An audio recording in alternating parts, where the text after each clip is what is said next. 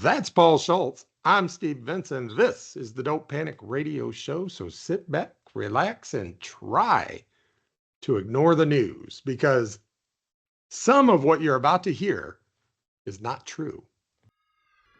In the beginning, the universe was created. This has made a lot of people very angry and been widely regarded as a bad move.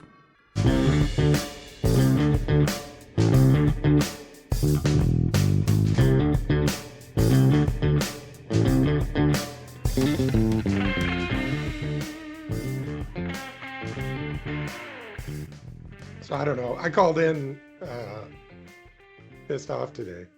What do you call it? I'm not sick. No, I said I ain't getting anything done today. I have one meeting and I told them I'd call into that, but other than that, don't expect anything out of me today. Yeah. Yeah, I mean, I guess let's see. I'm just trying to remember what got us through 2016 through 2020. I guess 2017 through 2020.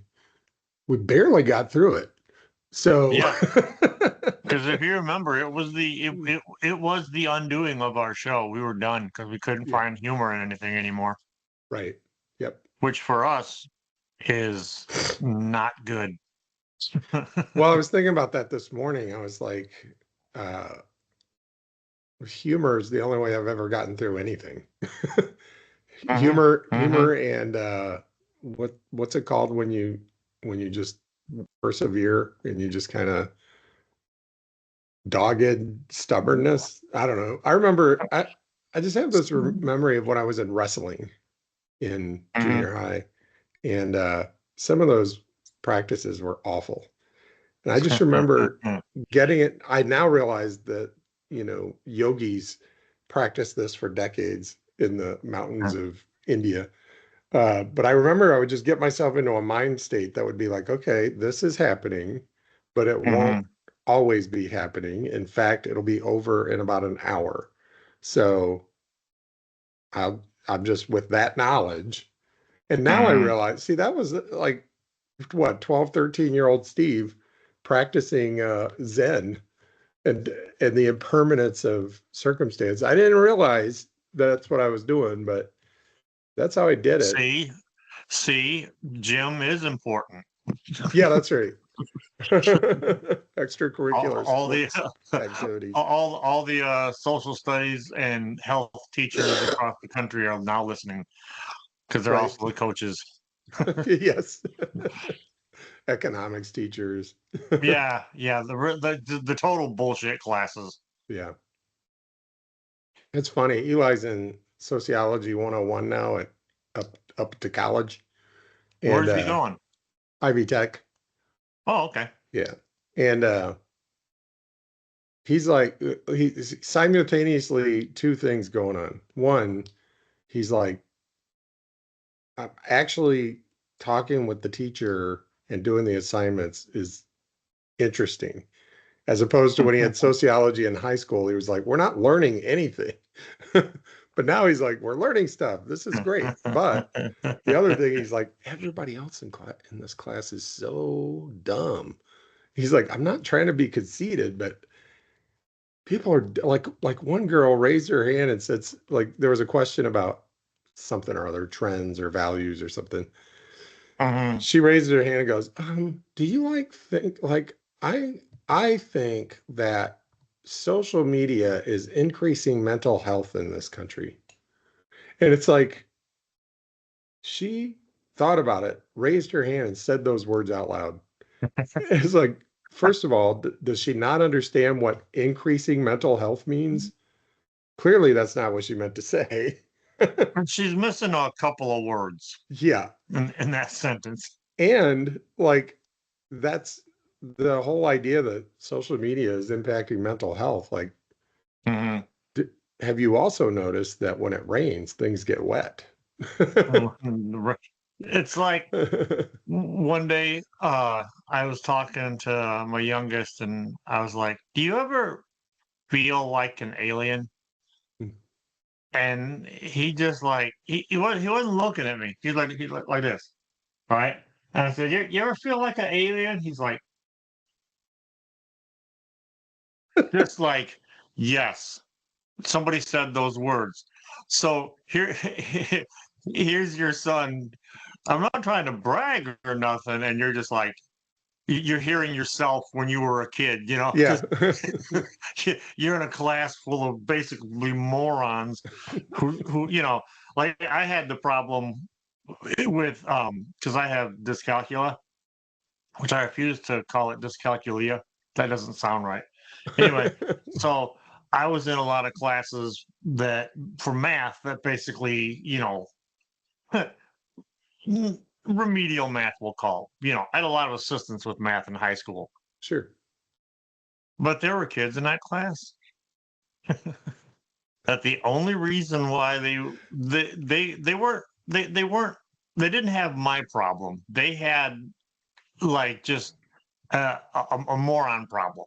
A moron problem. Moron. To hear your kids say those same words and you're just Right. like, Yeah. Yes. yes. Yeah. Like, I'm sorry I brought you into this world, but you're here now. So Yeah, I've apologized numerous times to my kids. Sorry about that. yeah. It seemed like a good idea at the time. Seven Sound. I think we can finally now face reality. Like, I haven't really faced reality yet. I was just like, oh, hope for the best, plan for the worst, right? And now I'm like, oh, well, plan for the worst. No Yeah. more hoping for the best. Yeah, yeah. I mean, there's that whole process that everything has to go through, but you know what? I'm not I'm not even I'm not even entertaining the idea of an illusion Right. of Yeah. any inkling of any kind of hope of any kind. Today I've been working on filling out passport applications because I realized both Oh. the kids' passports are expired. So I'm like, well, I better get that done just in case. Mhm. Constance and I have our passports. Mine doesn't expire for another couple of years, I think. Mhm. And then it's kind of like, well, what am I going to do with that? Where am I going to Yeah. go? Like, Yeah. going to Europe's not a great idea right now, necessarily. At least maybe stay as far west as you can. Otherwise, you're Yeah. in Russia's path. Yeah. Yeah. I just this one, I forget who the comedian was. He wasn't a big name. In fact, I saw him on TikTok and he was just talking one day, and I heard this a couple of years ago, and he's like, "Isn't it crazy that everything is made up and it all sucks?" We made all this up. We invented the concept of money. We invented all this stuff, and it all sucks. Yeah, if you're going to make something up, why not make up something good? Right? Like I love seeing like memes where it's like it has like a sprawling mountainous vista, and it's like humans looked at this and then invented income tax. Yeah. It's like we got all this and we just make bullshit. Yeah. That is, yeah. I was just thinking like things that will now go away. Like remember how when we were young, we used to say, like you would do something and you go, well, I guess I'll never be president. And then after Trump became president, we were like, well, don't have to worry about that anymore. Anybody can become president. Truly anybody who's done anything can become president. Now we're like, add to that convicted felon to become president. Another thing that's going to go away is all of this. Come on, America, we're better than this. I think it's kind of like pretty obvious now that we're not better than that. Nope. That was a USA Today op-ed actually that somebody put out today, and he just leaned into it. He was just like people will say like if the president or when the president gives favors to his donors, like he's going to, like Elon Musk is going to get, he's going to become He's going to become the richest person in the world by far. Hmm. um, and people will go, "That's just un-American." And this guy was like, "Based on what? What are you basing that on?" America just Yeah. chose this guy with full knowledge of what he Yep. plans to do. So saying that's un-American just doesn't work Yeah. anymore. It's Nope. pretty daggone American. Hmm. So Yeah, I saw a pretty good thing today where somebody posted that the only thing that Americans hate more than a rapist is a woman.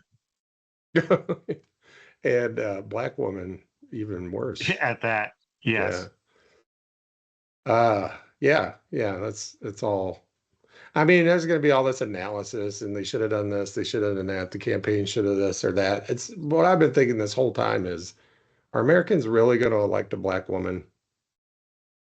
I mean, Trump knew that. Yeah. I mean, Trump knew it, and that was like when she first announced, it's the first thing he started in on, right? She's black. Hmm. She's a black woman. Is she really black? I don't even know.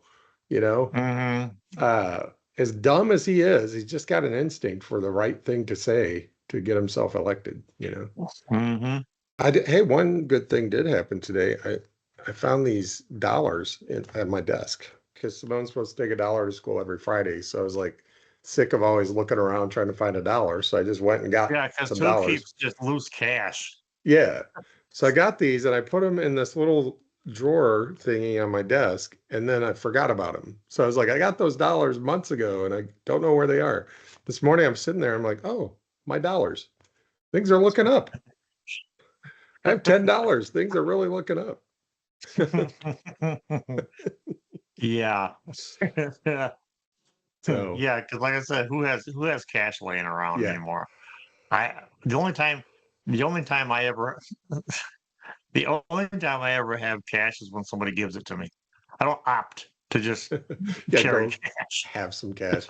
I started getting every couple of months or so. We have an ATM here that'll give you the bills you ask for. So you can get fives, you can get ones, you can get 20s. Oh, really? That's So I was nice. like, I started getting like $20 worth of fives. And then I got these ones for her Friday thing. But I got a bunch of Hmm. fives so that I could, times have changed. The homeless people, giving them a dollar doesn't really do that much. So I started giving them fives. And I don't see homeless folks that often. So 4 fives or 8 fives will last me 2, 3 months. But that's been nice. So that's the only reason I have any cash, or the only reason I get cash on purpose, is so I can have something to give people. So now the Um, homeless people that listen to our show are going to be camping out in front of your house now. Where's my five? Oh, signs. Need $5. And there's going to be a lot more of them over the next few years. What a tie. I like the economy, the people who think they know economics and they're always Hmm. conservative that say things like, well, high tide raises all boats. Because I guarantee you, people are going to make a lot of money as Hmm. a result of Trump's thing and Hmm. winning. And he's gonna I mean, the economy is gonna appear like the stock market is gonna go up, is what I'm trying to say. Hmm. And a lot of people look at the stock market and to them that's, an indication of how good the economy's doing, right? Sure, yeah. People that don't understand the stock market look at that and go, "See, Well, and people will go, well, and you go, well, what about people that don't own stocks? You go, well, high tide raises all boats, which is like this little quippy thing that uh, people think is deep and meaningful. It's just a hmm, political slogan because it's like, okay, what about people that don't have boats? Like, what about people that the water is like right here and then you get the high uh-huh, tide? It's like, I don't yep, have a boat, so it's just gonna drown me, right? yeah, You, yep." it's a I used, stupid I way to think used to. about the economy. That used to be one of my favorite sayings, honestly. Not in the political sense, but just Yeah. in general. But I don't believe it anymore because Yeah. I've watched the tide come in for some folks, Yeah. and the folks standing right next to them, seem to just drown. Yeah. Versus, I've seen a lot of, professionally speaking, in in like the comic industry, for instance. I've seen a Ah, lot of yeah. people that I know make it, and like they don't return your emails. You know, Mm, none of it. It, yeah, it absolutely does not raise all boats. right. It just High doesn't tide work that raise way. high tide lifting all boats. Might as well be trickle down economics. It's the Yes, same fucking thing, it's and the it same doesn't thing. fucking work. It's the Yep. same thing.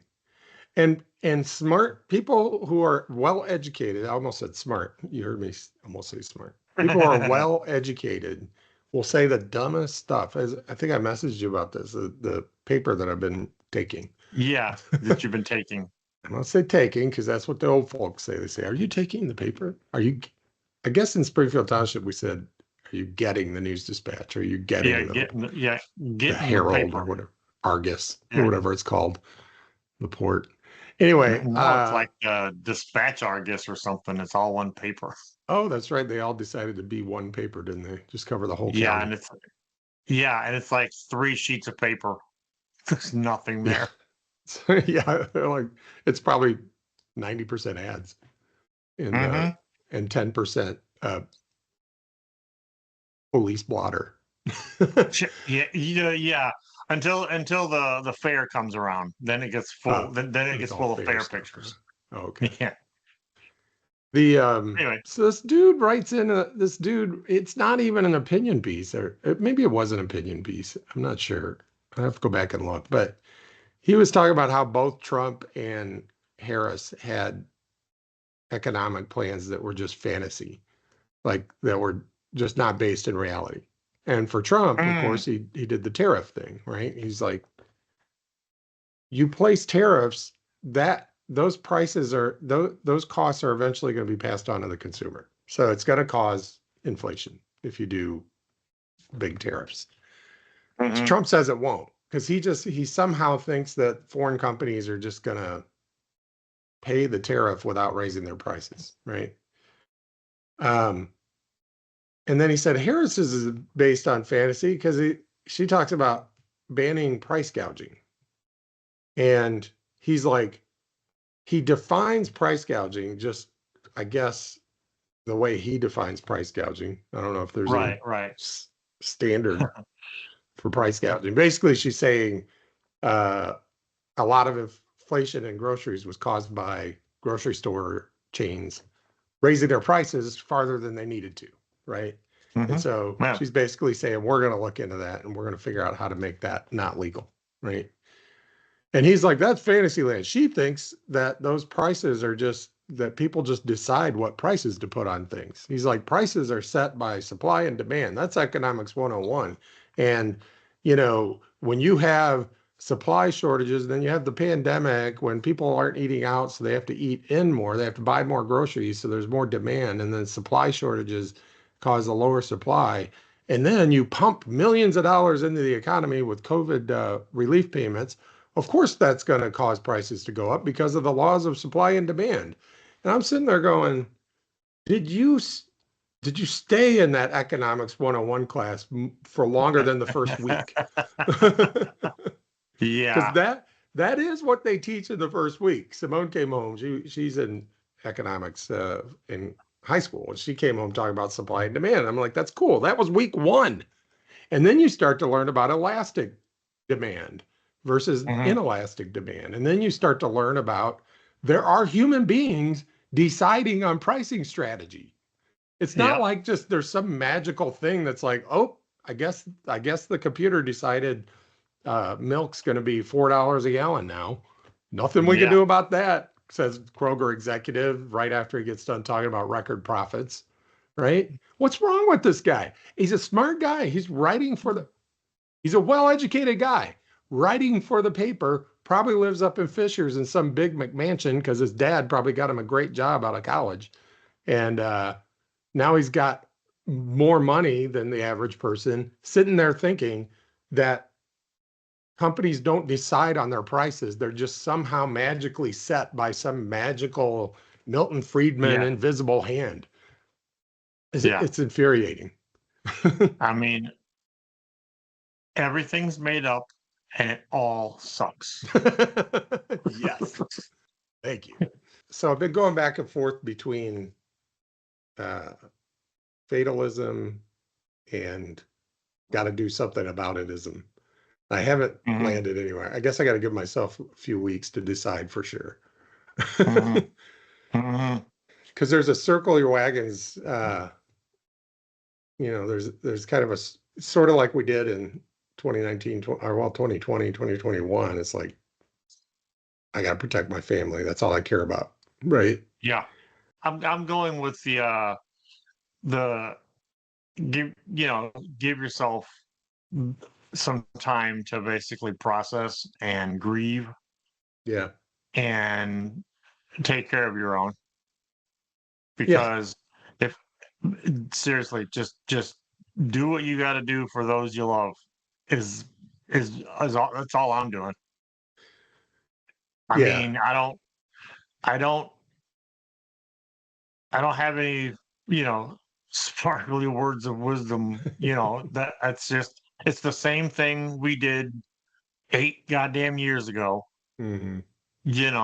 It's the same thing. Yeah. And so it worked then, it'll work now. Everything else can do what the fuck it's gonna do. It's the same thing, only a lot less funny. So we're probably not going to do the 10-minute segment anymore. I'm guessing. Yeah, I'm down with fuck that. Yeah, I guess you're right. It's whatever we did before got us through it. Mm-hmm. And our kids are now entering the adult world, so that's another thing. We don't have what they like to call littles. We don't have littles anymore. Yeah. So and they're not as vulnerable. Yeah. Most of mine are adults. Yeah. And know how to take care of themselves and handle themselves. Mm-hmm. And I don't have to helicopter a herd of children at a grocery store, So there's that much of so I can take whatever that energy was that I was using for that and put it somewhere else, to get something accomplished. The next 5 years there's gonna be a lot of change, right? Up until this morning, I thought that change was going to be only technological because I really did think Kamala was going to win and things would get back to, okay, normal level of now we can start working to change the Democratic Party, right? Which we're still going to need to do if we or form a new party or something. But I thought the change would be technological. Well, it turns out it's going to be technological and socio-political, right? But still, the only thing, if anything at all works, like we know that all this shit we made up doesn't work, but if any of it works, it's going to have to be humanity. It's going to have to be empathy and compassion and generosity. I suppose that's the right strategy. Because honestly, I wouldn't be able to execute any other strategy because I just wouldn't. I could do it, but I would be miserable. Similar to Elon Musk, by the way, is about to get everything he ever wanted. Any sort of power, influence, money, all of it. Revenge. I think revenge is a big part of what he's going to want on people who have wronged him. Just like every nerd, right? Just like every nerd. I'll get you someday. The problem is he's already clearly, to me, deeply miserable. He's going to get everything he ever wanted and find out, I finally got all the things I wanted and it didn't make me happy. So even following that strategy of I'll get mine, I don't care who else gets theirs, you end up being deeply flawed and miserable. Just like Elon Musk will. I'm not gonna shed a tear for him. Not at all. Not at all. It's just to say, like, everybody, like, we're going to see, this is my prediction for the next few years. We're going to see a lot of this hustle bro culture come back. It kind of died down a little bit, I think, but it's going to come back stronger than ever. Like the way to like the 80s. Like the 80s was all about make a bunch of money, right? Everybody was like private enterprise, got to get rid of business, got to get rid of government. Private enterprise is the way to go. It's the Serengeti out there, survival of the fittest, and we'll all be better off. So you're going to see a lot of that. So one of the things we have to keep reminding ourselves and each other is that don't get you happiness. It might get you money, but it don't get you happiness. You know, it drives me crazy. The people our age who like look back on that era as if it was like some kind of golden age. It was an absolute dog shit decade. Yeah. And guess what? You didn't win that decade because, you know, if you did, we wouldn't be having this conversation. You'd be living on an island somewhere.